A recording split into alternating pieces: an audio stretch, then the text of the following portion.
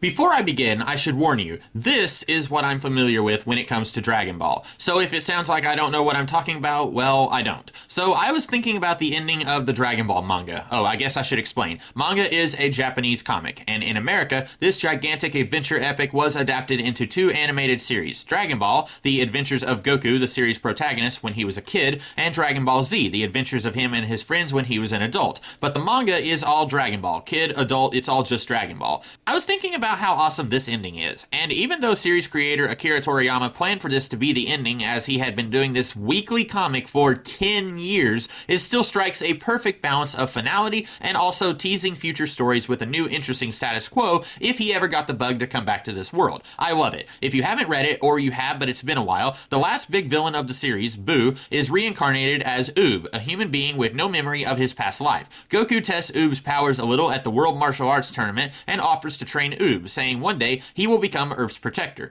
Even though Toriyama ended the comic here, there were two sequels to this series. Dragon Ball GT, an animated series that was not based on manga by Akira Toriyama, set 5 years after the flash forward at the end of the Dragon Ball manga. This series kinda acknowledges the ending of Dragon Ball as Goku is still training with Oob at the beginning, but then Oob basically does nothing in the rest of the series, as Goku is transformed back into a kid and goes on adventures with his granddaughter in space. Then in 2015, there was another sequel, Dragon Ball Super, first an anime, then later a manga based on the anime, set during the missing 10 years before the flash forward at the end of Dragon Ball. It pretty much does nothing with Oob since the whole series is set before Goku offers to train him. I often do videos where I talk about something I think might have been mishandled, either in a comic, video game, television series, or movie, and talk about how it could have been done differently. I think Oob should have actually become the savior of Earth like it was teased at the end of the Dragon Ball manga. Since Dragon Ball GT is the one sequel series set after this flash forward, we will mostly be talking about it. I know, people don't consider GT to be canon, especially now that Super has come along and made some of the events in GT no longer make sense when taken with what happened in Super. So all this timeline research I did, garbage, complete garbage. But I'm not here to talk about alleged canonicity. I'm just here to talk about a missed opportunity with the character of Oob following the events of the main Dragon Ball series. Like I said at the top of the video, I am only familiar with the manga, but after some research on what Oob did in the series, it looks like he fights a bad guy, gets defeated, and then watches Goku defeat the bad guy.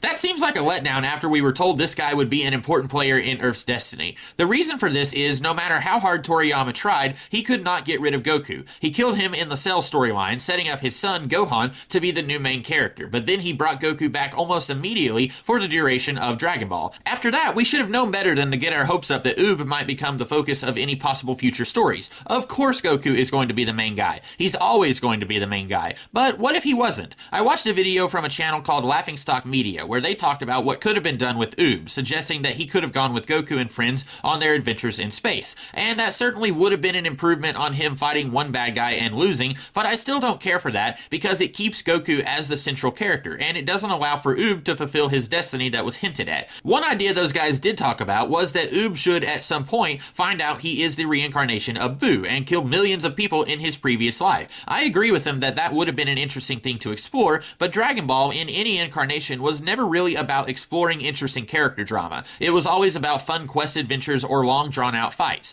So if Oob found out he was a mass murdering alien demon creature, I don't think it would have had much bearing on him personally. You look at villains turned hero in Dragon Ball like Piccolo and Vegeta, and once Toriyama is set on them becoming good guys, the series kind of glosses over them being bad guys. They are good guys now, let's move on. I suspect we would have had something similar if Oob found out about his past self. While I don't know if any version of Dragon Ball would have given this reveal the proper weight, if it was me writing it, I'd have Oob find this out pretty early in the sequel series. You can still call it GT if you want, but my version of it would be pretty different from the one we got, since I would not want to see yet another series of Goku going on an adventure. Then Oob determines he is not going to let this knowledge affect him in the here and now. Goku trusts him, Goku has saved the world, Oob does not want to let him down. But maybe it does weigh on his conscience throughout the series, and at some point in the middle of a big epic battle to save the planet, Oob needs to get somewhere quick. He could fly there, but he needs to save his energy, and he gets there with Nimbus, or Kintown in the Japanese. This was Goku's flying cloud that only those pure of heart could ride. Maybe later, after the fight, I'd say this would be near the end of your sequel series, Goku can casually mention that only the pure of heart can ride Nimbus. this, and then all of Oob's doubts about succumbing to the darkness he believes is inside him can be dispelled. Kind of stealing from Age of Ultron with Vision picking up Mjolnir, but that's okay. So that would be Oob's character journey, finding out he is the reincarnation of a total monster and overcoming that with hard work and struggles to become a better person and grow into the role Goku believes he is ready for, protecting the Earth. As for the plot itself, I don't mind the idea of heroes leaving Earth and having fun adventures in space. From what I can tell, based on watching videos from Super Eyepatch Wolf and Totally Not Mark, GT wanted to return to the more lighthearted tone of the pre-adult adventures of Goku when it wasn't the end of the world stakes all the time. But they also wanted a bigger scope than the pre-adult Goku stuff, so they had characters seeking out new Dragon Balls in space, which is kinda a callback to the Frieza arc in Dragon Ball Z, most of which took place on an alien planet. I don't have a problem with this, as I do think Dragon Ball had a problem with escalation. When Goku and friends stop the evil demon Piccolo from destroying the world, what do they do next? They fight a villain who is even more of a threat, and then you find out Goku can attain an even stronger power level to defeat this baddie. Rinse and repeat several times until the series ends. I know everyone doesn't feel this way, but me personally, I got tired of the same formula. New bad guy is like the previous one, but 10 times worse. The heroes train some more, they're even stronger, they fight, and the day is saved. Conceptually, I like the idea of GT maybe trying to break that mold, except from what I can tell, the series still had planet-destroying bad guys and fight scenes that lasted episodes and episodes, so maybe they weren't that successful at getting away from my perceived problems the Dragon Ball series faced. So if it was me, I'd have some kind of space genie come to Earth looking for Goku. Goku, we've heard so much about you. You've saved planets, you've come back to life to defeat evil monsters and save more planets. We on this faraway world have put together some kind of long drawn-out quest for aspiring heroes,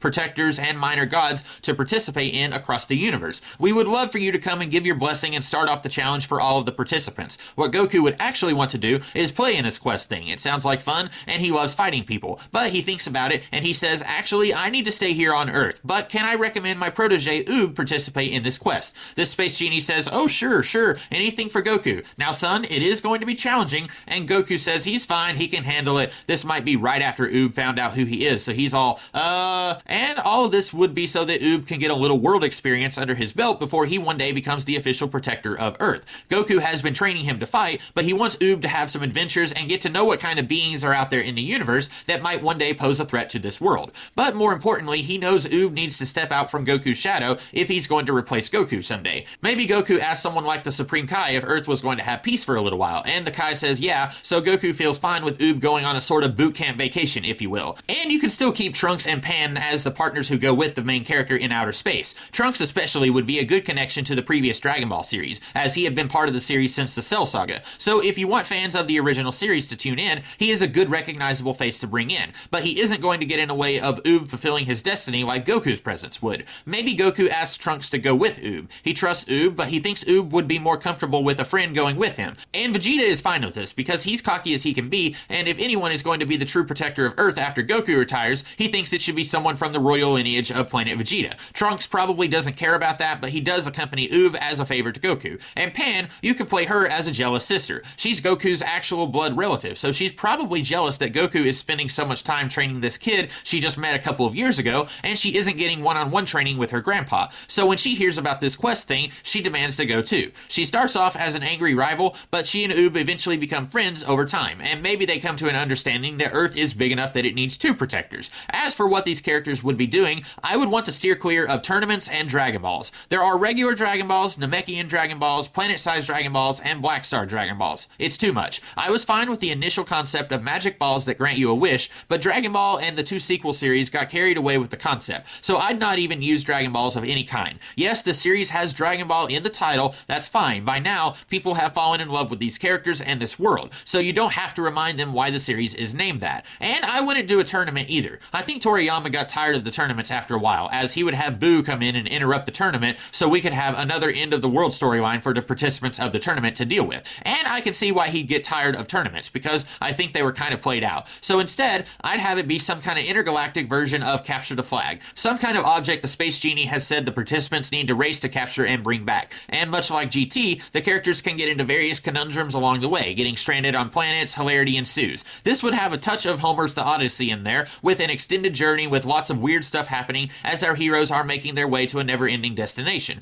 Reading up on GT, I quite like the idea of the ending, set a century after everything, and Goku, still alive and immortal by this point, sneaking a peek at the tournament and his last living relatives before flying away until he's needed again. But I would change that just a hair. You could still do a fun epilogue set a century later. This mirrors the end of Dragon Ball, showing things are different but still familiar to fans of the series. By now, Pan is old, but still spry enough to get around, thanks to her Saiyan heritage. And Oob, while he's still alive, he's ready for retirement. He's had a long life as protector of Earth and the new master of the martial arts school at Kame House. We end at a tournament just like GT did, and Pan and Oob, now inseparable friends, both see Goku lingering in the crowd. But instead of him sneaking away before they can be sure of what they saw, he stops to talk to them. Oob, I hear you're about to step down as Earth's champion. Seems like just yesterday I left this planet in your care. Oob says, well, not all of us age as gracefully as you do. After some friendly chat, Goku reveals why he's here. An alien Pan and Oob met and fought in the course of the series is with Goku. He used to be angry and ready to punch his way into any problem, but somehow he went through an arc where he's more at peace than he used to be. Goku says he would make a perfect champion of Earth, since for whatever reason there's nothing for him to do out in space. He asks Oob if he thinks he can stick around for another 10 years or so until this guy is ready to take his place. And instead of Goku thinking he will come back whenever Earth needs him, he leaves, content that Earth is in good hands, and he doesn't have to come back. Apparently GT did something where Goku merged with the Dragon Balls and the Dragon Shenron, which made him immortal. I guess you could do something like that, but since Goku would not be a main character in my version of this series, I would say after Goku came back to life when he was killed in the Cell Saga, he stopped aging, and now that Earth is in good hands, he goes off to have adventures somewhere else.